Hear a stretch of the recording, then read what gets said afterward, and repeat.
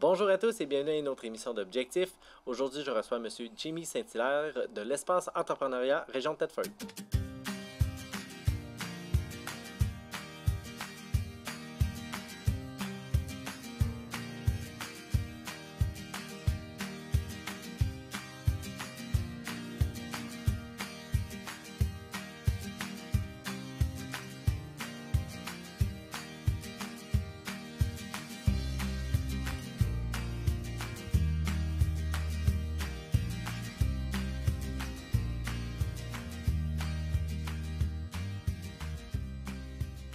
Bonjour Jimmy, Salut Jean-Philippe, ça va bien? très bien toi? Ben oui. Merci de venir nous parler des nouveautés puis de faire un bilan là, sur l'E2RT. Merci pour l'invitation. On va faire un bilan de ce qui se passe à l'E2RT. Donc, beaucoup d'incubés présentement. Tout à fait, c'est une année quand même assez mouvementée malgré la situation actuelle du côté de l'espace entrepreneuriat. Cette année, en fait, on a une nouvelle offre de service. Donc, ce qui est vraiment agréable de ce côté-là, c'est qu'on a pratiquement pleine capacité au niveau des incubés qu'on appelle, donc les entrepreneurs qu'on accompagne qui ont leur bureau directement à l'incubateur. Donc, on est tout près de 11 entreprises actuellement qui ont leur bureau chez nous. Puis, du côté des externes qu'on appelle, donc c'est un processus d'excubation. Donc, on fait de l'accompagnement sans avoir de bureau parce que c'est une demande qui a été faite dans le milieu. On accompagne entre 12 et 15 entrepreneurs, là, je dirais, là, sur une base régulière. C'est tout près d'une quinzaine, voire entre 15 et 25 heures de coaching par semaine d'accompagnement envers les entrepreneurs. Donc, plusieurs entreprises qui sont chez nous. Quand on parle d'accompagnement, donc ça fait partie de la nouvelle offre de service que l'Espace Entrepreneuriat a eu. C'est une firme qui vient accompagner les entrepreneurs qu'ils veulent. Par le moyen, c'est une rencontre c'est déjà préétabli, je pense? C'est ça. De la manière que ça fonctionne, on parle de 4 heures par mois, donc on parle d'1 heure par semaine. Idéalement, on demande aux entrepreneurs d'avoir une rencontre par semaine. L'idée là, du coaching, Jean-Philippe, c'est non seulement de travailler sur les 5 piliers clés de l'entreprise, donc on les connaît tous, la vente, le marketing, etc. L'idée, c'est d'avoir une rencontre par semaine pour travailler sur son entreprise et non dedans. Parce que chaque entrepreneur, on le sait, travaille dans leur entreprise, puis n'ont pas nécessairement le temps de faire un plan à long terme, un plan 3 ans, puis de voir vers l'avant. Donc le coaching, c'est un petit peu à ça que ça sert. C'est qu'on a une personne qui vient t'accompagner à voir vers l'avant, d'organiser ta croissance, puis de passer en fait d'une croissance par opportunité à une croissance qui est organisée. Donc c'est vraiment ce qu'on offre, nous ici, là, avec l'accompagnement à l'espace entrepreneuriat. Puis, dans le fond, si je suis une entreprise qui n'a pas nécessairement, comme on disait tantôt, mes bureaux à l'E2RT, c'est possible finalement de débourser, de prendre un abonnement pour du coaching avec l'E2RT puis d'être incubé externe, qu'on appelle. C'est ça, un incubé externe, donc un processus d'excubation, donc une entreprise qui est soit en phase de croissance, une entreprise qui est prête à passer à la relève. Ça peut être aussi une organisation qui est en démarrage. Donc on accompagne, je vous dirais, les entreprises pas mal dans tous les stades là, de l'entreprise. Nous, on se spécialise réellement dans la croissance par contre. C'est pour ça qu'on est un incubateur, mais un accélérateur. Donc ce qu'on fait à ce moment-là, c'est qu'on accompagne les entreprises qui veulent avoir de la croissance. Donc souvent, on va les aider dans leur plan de commercialisation. Donc, est-ce qu'on parle d'export à ce moment-là? Est-ce qu'on parle de développer des marchés du côté de Montréal, de Québec, de l'Ontario et même à l'export? Donc, c'est un peu ce qu'on fait là, avec l'accompagnement. Et de tous les secteurs d'activité aussi.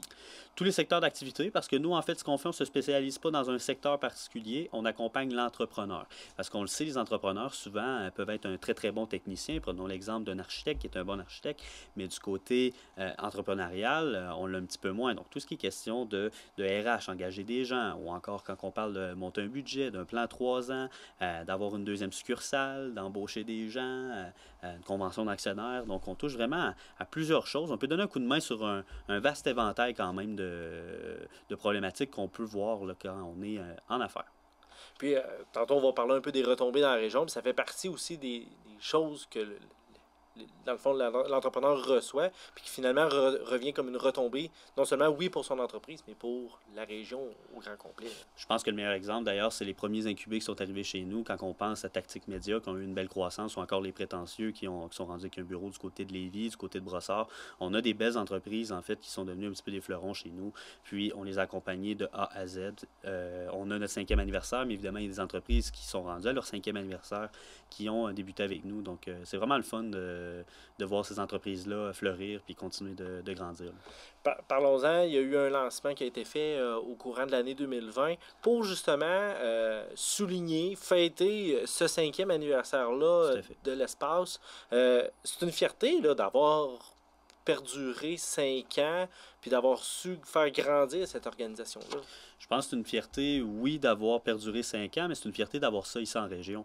En fait, là, Jean-Philippe, il y a tout près de 80 incubateurs, 82 pour être exact, incubateurs privés et publics partout au Québec. Donc, on est super chanceux d'en avoir un ici en région parce qu'il n'y en a pas beaucoup en région. Actuellement, dans la dernière année, on a vu au Lac-Saint-Jean, ils sont dotés d'un incubateur, dans le Bas-Saint-Laurent et même du côté de la Gaspésie. Donc, c'est vraiment un concept de développement économique qui est vraiment tourné vers l'avenir. Donc, on aide les entrepreneurs à tester le produit le plus rapidement possible. C'est ça le concept d'un incubateur. C'est que tu arrives avec une idée, et bien on teste le marché le plus rapidement possible, comme ça on est capable de savoir si d'abord ça va fonctionner ou ça ne fonctionnera pas. Je vous dirais que le taux, nous, de réussite, il est très, très, très élevé à l'incubateur, non pas par les services, mais par la qualité, je dirais, de l'écosystème entrepreneurial qu'on a dans le secteur. On le sait, on est une ville qui gagne des palmarès, une MRC aussi qui gagne des palmarès.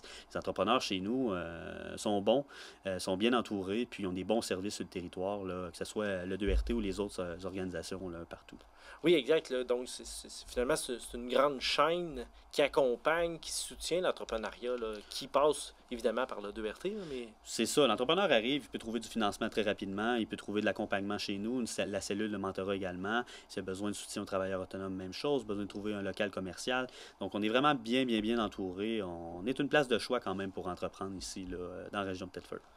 Puis, y a-t-il des éléments qui ont été faits pour souligner ce 5e anniversaire-là? Oui, tout à fait. Conférence de presse en février. On a l'impression que ça fait très longtemps parce que c'est avant tout ce qui nous est arrivé. Mais effectivement, début février, on a eu une conférence de presse pour souligner le 5e anniversaire de l'espace entrepreneurial. On avait vu le jour en mars 2015 dans la mouvance de développement économique suite à la fermeture des mines d'amiante. Donc, on le sait, chez nous, à l'incubateur, le but, c'était de favoriser l'entrepreneuriat. Et lors de cette conférence de presse-là, on a eu entre autres le préfet, le maire de la ville de Thetford, puis plusieurs dignitaires qui sont venus réitérer leur appui envers une organisation qui a fait ses preuves. On a un très beau bilan dans les 5 dernières années. On parle de plus d'une 60aine d'entreprises qu'on a accompagnées depuis le début et ça l'a permis de créer et de soutenir, donc les deux ensemble, tout près de 150 emplois dans la MRC. Donc c'est une belle réussite, le 2RT. Oui, puis le bilan d'emploi, techniquement, va continuer de croître. Un, parce qu'il va y avoir des nouvelles entreprises, mais deux, parce que les entreprises que vous avez aidées vont continuer de croître. On parle, tantôt on a donné Tactique Média, on a nommé les prétentieux. Toutes les entreprises qui ont commencé à 1, 2 ou 3 personnes maximum, puis au bout de 5 ans, là, ils ont triplé, des fois même encore plus là, leur nombre d'employés. C'est ça. C'est sûr qu'il y a des secteurs, Jean-Philippe, qui sont plus propices à avoir plus d'employés. Là, on pense entre autres là, à l'épicerie verte, l'idée verte, qui est une belle entreprise qu'on a eu la chance d'accompagner.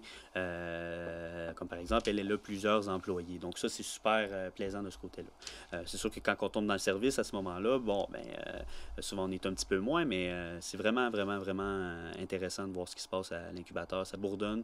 Plusieurs personnes qui sont là autour également. Fait qu'on est très content de ce qui s'est passé. Une autre chose qui a été faite aussi dans le soulignement des anniversaires, ça a été la création de la suite créative. Oui. Donc, parle-nous donc de ça. Suite créative, en gros, ça se dit très beau comme ça. C'est un studio photo et vidéo pour permettre à l'entrepreneur de faire de la photo de produits, de la photo professionnelle ou encore de se filmer sous forme de webinaire ou de formation en ligne. On le sait, avec la COVID qui nous a frappé de plein fouet, la plupart des entrepreneurs ont besoin d'aller en ligne. Donc, les boutiques en ligne, les gens viennent chez nous, prennent des photos de produits, puis ils lancent leur boutique en ligne. Donc, c'est c'était une demande qu'on avait depuis maintes et maintes années dans le milieu, d'avoir un studio photo et vidéo de qualité à bas prix, en fait, disponible aux entrepreneurs pour permettre justement d'aller conquérir, en fait, le marché en ligne. Parce que la minute où tu ouvres ta boutique en ligne, ben, les possibilités sont infinies, là. Oui, puis ça a été aussi d'amener il y a des formations qui sont en lien aussi avec la suite créative, là. Absolument. On a une ambassadrice, Lynn Gosselin, qui est une photographe d'East Broughton, en fait. Puis c'est notre ambassadrice ici à la Suite Créative. On a 5 cliniques photo, en fait, qui ont débuté pas plus tard que mardi cette semaine. Donc, elle nous explique, en fait, les rouages de bonnes photos en affaires, de bonnes vidéos en affaires, mais également les bonnes et les mauvaises choses à faire pour partir une boutique en ligne. Donc, c'est vraiment intéressant. On a une quinzaine de personnes, des entrepreneurs, des photographes, autant amateurs que professionnels, qui viennent se faire former puis utiliser la suite créative. Oui, parce que souvent, des fois, on a tendance à vouloir y aller par nous-mêmes.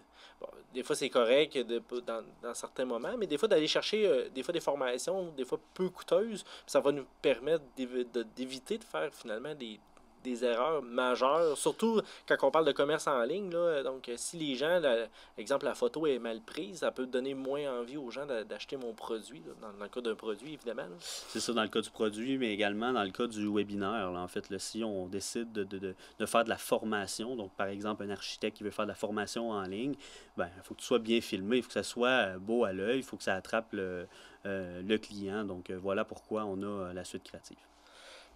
On a parlé un petit peu tantôt. COVID a frappé de plein fouet finalement là, l'économie, bon oui, la vie sociale des gens, mais aussi l'économie. Donc du jour au lendemain, on est tous retournés chez nous. Euh, on a des jeunes qui veulent se partir en affaires, qu'on les accompagne. On réagit comment là, en tant que directeur général d'un espace entrepreneurial qu'il faut accompagner les gens dans un processus de création, d'accélération? Ça doit pas être évident là, de gérer tout ça. Je pense qu'on est tous dans le même bateau avec la COVID-19. En fait, c'est une pandémie mondiale qu'on avait vu venir, oui et non. Hein, dans le sens que, tu sais, on se souvient tous de la journée fatidique où est-ce que l'économie a dû être mise sur pause. Évidemment, du côté de l'incubateur, nos services ont perduré pendant la crise. C'est-à-dire, tous les coachings, donc l'accompagnement qu'on parlait tout à l'heure, a continué d'avoir lieu à distance. Évidemment, on est en 2020, on a de la technologie qui est disponible, on est capable d'accompagner les entrepreneurs dans ce moment-là. Donc, ça a été vraiment... il y a des gens qui ont pris de l'accompagnement pendant la crise. Ça, c'est vraiment un gros morceau qu'on peut dire. On a été là pour soutenir ces entrepreneurs-là. Parce qu'au début, il y avait plein de programmes gouvernementaux. Comment on fait pour déposer? Comment on fait pour justifier le 30% de baisse de revenus et tout ça?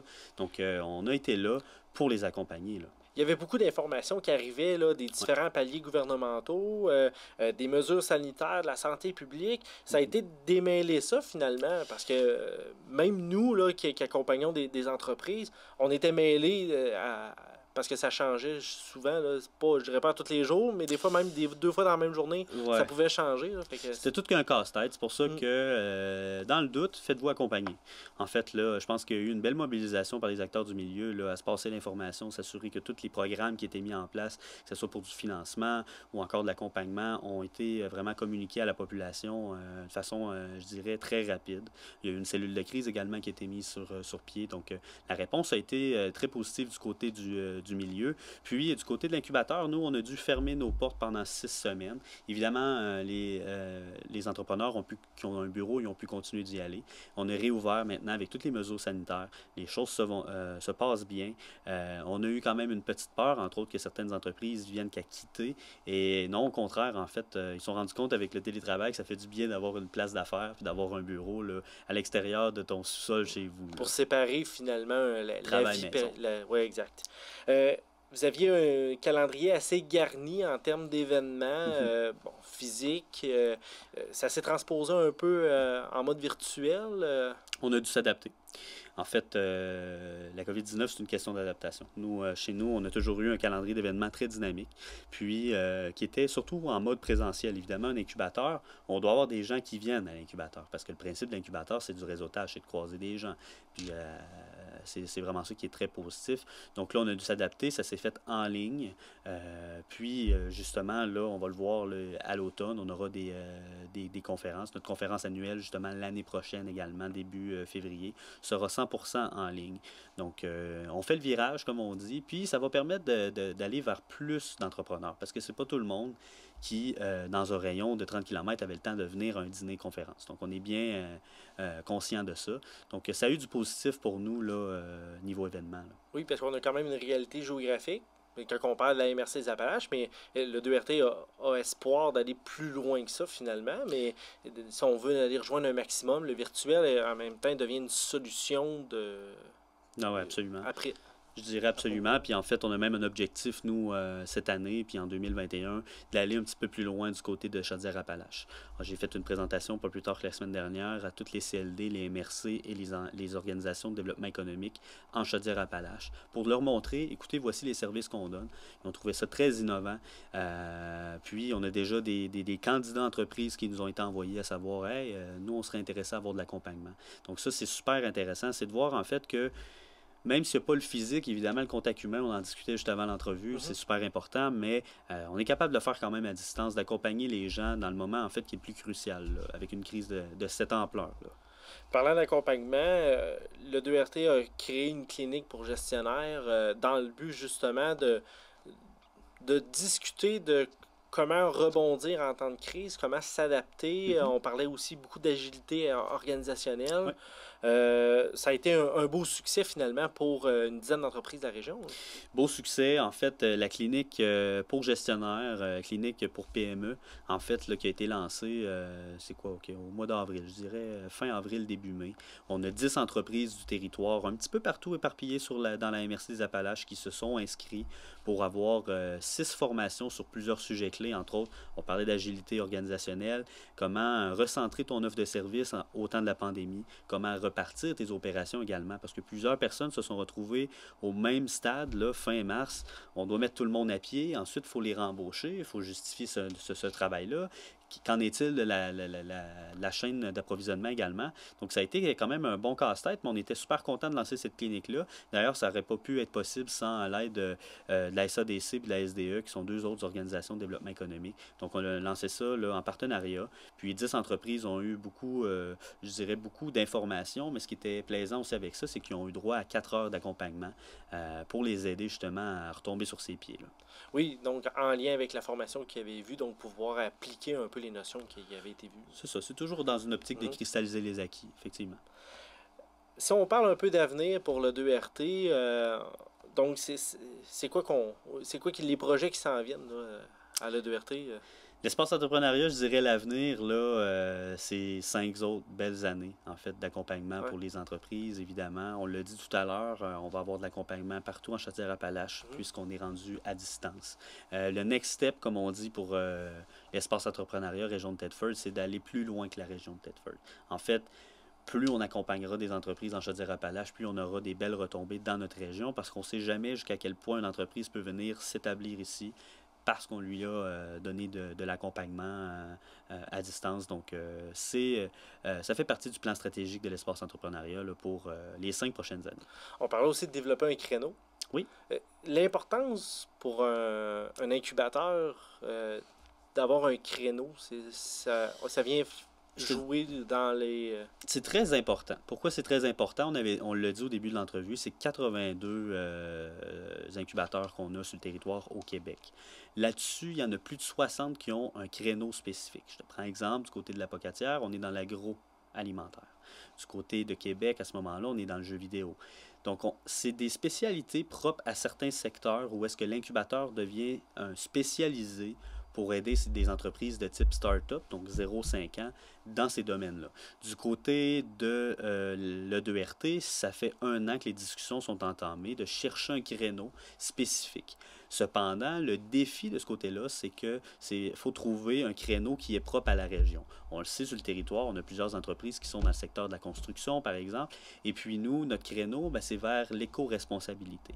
Donc, ce qui est discuté actuellement, est-ce qu'on s'en va vers un créneau éco-responsable? Est-ce que c'est l'éco-construction? Est-ce que c'est la domotique? Est-ce que c'est... Bref, ça peut être beaucoup de choses, mais on s'enligne vraiment sur des belles choses du côté de l'incubateur. C'est nécessaire d'une chose, pourquoi? Pour attirer des gens de l'extérieur à venir s'implanter ici. Si on a des gens dans le domaine, par exemple, de la construction qui viennent s'installer et se faire former à l'incubateur, ben on aura réussi notre pari. Oui, parce que c'est souvent ça l'enjeu de l'incubateur, c'est parce qu'on répond à un besoin dans le milieu, mais en même temps, on veut attirer, on veut développer notre région, puis l'incubateur sert à ça aussi. Donc, en développant le créneau, à ce moment-là, on se donne les outils nécessaires pour devenir attractif, si on veut. Tout à fait. C'est une question effectivement d'attractivité, mais c'est également de faire du bruit, en fait. C'est de montrer que la région de Thetford, on est spécialisé dans ce créneau-là. Puis venez chez nous, venez entreprendre chez nous. Donc actuellement, nous, on accompagne des entreprises dans tous les secteurs, mais l'objectif avec l'obtention d'un créneau, ça ne veut pas nécessairement dire de délaisser les autres. Au contraire, on va continuer nos services traditionnels, mais vraiment se spécialiser pour d'autres types de start-up on the side. Et la reconnaissance vient de qui à ce moment-là, du créneau? C'est-à-dire qu'il y a plusieurs façons d'avoir une reconnaissance au niveau du créneau. Évidemment, on peut avoir ça du côté du gouvernement fédéral, on peut avoir ça du côté du gouvernement provincial. Ça dépend qu'est-ce qu'on veut faire. Souvent, un créneau revient avec de la recherche. Donc, on le sait, sur le territoire ici, on se trouve à avoir 2 CCTT. On a Chemitech d'un côté, puis on a Coalia également. Ça fait drôle parce que les deux ont changé de nom, oui. Donc j'ai été bon, je les ai dit les deux de la bonne façon. Mais ceci dit, ces deux centres de recherche-là peuvent vraiment être un game changer, nous, en fait, là, parce que si on est capable d'avoir un créneau où est-ce que ces centres de recherche-là peuvent nous soutenir dans la recherche, on devient réellement spécialisé dans une chose. Donc, ce qui est important au niveau du créneau, c'est vraiment d'avoir de la recherche. C'est pour ça que les villes où est-ce qu'ils ont des universités, c'est toujours plus facile d'obtenir un créneau. Mais ça ne veut pas dire qu'on n'en aura pas un ici sur le territoire. Puis, dans le fond, de ce que je comprends, c'est que ça prend une espèce de partenariat avec le milieu pour créer un créneau. Puis, c'est une reconnaissance d'un ministère qui vient appuyer. Est-ce qu'il y a comme une espèce d'enveloppe budgétaire qui revient avec ça pour procéder à de la recherche approfondie en lien avec ça? Bien évidemment, là, c'est sûr que ça vient avec un enveloppe, mais ça dépend du centre de recherche jusqu'à quel point on veut faire de la recherche également. Okay. Souvent, l'objectif, c'est de se spécialiser dans quelque chose, donc c'est pas nécessairement pour faire de la recherche, mais d'avoir des sommités dans ce secteur-là. Donc, on veut avoir des coachs, on veut avoir des enseignants, on veut avoir des cerveaux, en fait, qui sont très, très bons dans ce secteur-là pour nous permettre là, de faire fleurir un créneau. Là.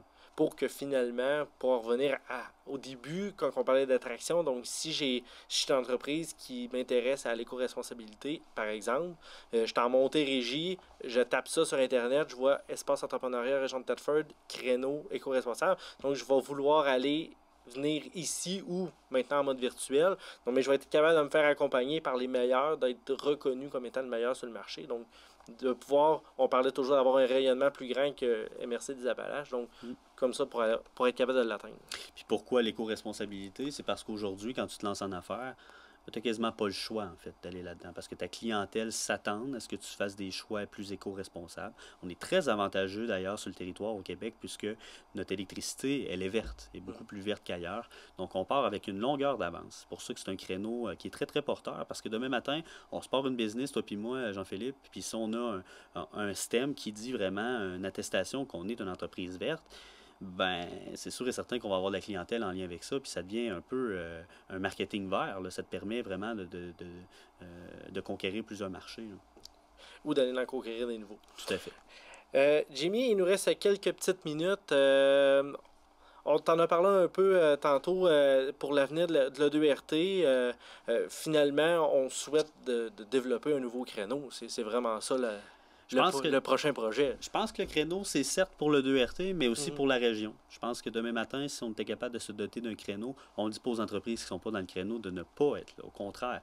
Mais de venir se spécialiser dans une chose, c'est une façon là, pour la région de rayonner. Là. Si on regarde certains secteurs, on parlait de la pocatière, entre autres dans l'agroalimentaire, c'est des leaders dans la matière. On regarde Québec, c'est des leaders également au niveau de jeux vidéo, puis je dirais même aussi la réalité augmentée là, qui est partout. Donc, je dirais dans la région, le jour où on se dote d'un créneau, on va être très attractif, puis c'est super positif. C'est exactement ce qu'on veut, en fait. Là.